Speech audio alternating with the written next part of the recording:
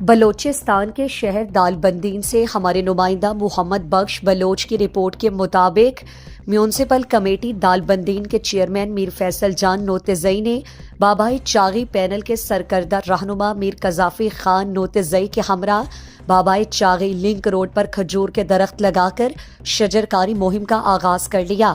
اس موقع پر Yossi chairman صدر میر شیر جان کشانی، میونسپلٹی کے کونسلر عبدالجلیل سملانی، سردار سرفراز پنجوزئی، کونسلر اجمل نوتزئی، عبداللہ سملانی، کونسلر پرشوتم، میونسپلی کے بابو عبدالصمد نوتزئی سمیت دیگر بھی موجود تھے۔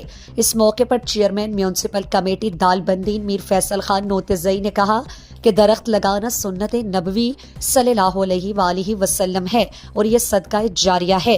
کھجور کا درخت جو کہ یہاں کا روایتی درخت ہے، جو کہ ہر قسم کے موسمی حالات میں بھی اپنی افزائش برقرار رکھتی ہے۔ بابائے چاغی لنک روڈ پر کھجور کے درخت لگانے سے شہر کی خوبصورتی میں بھی اضافہ ہوگا۔ درخت لگانے سے ماحول کو سازگار بنانے میں مدد ملے گی۔ بابائے چاغی لنک روڈ سمیت شہر اور گرد و نواح میں لگائے گئے درختوں کی حفاظت، انہیں پانی دے کر دیکھ بھال کرنا ہم سب کی ذمہ داری بنتی ہے۔ انہوں نے کہا کہ بازار کے دیگر ایریاز میں بھی شجرکاری مہم کے سلسلے میں درخت اور پودے لگائے جائیں گے۔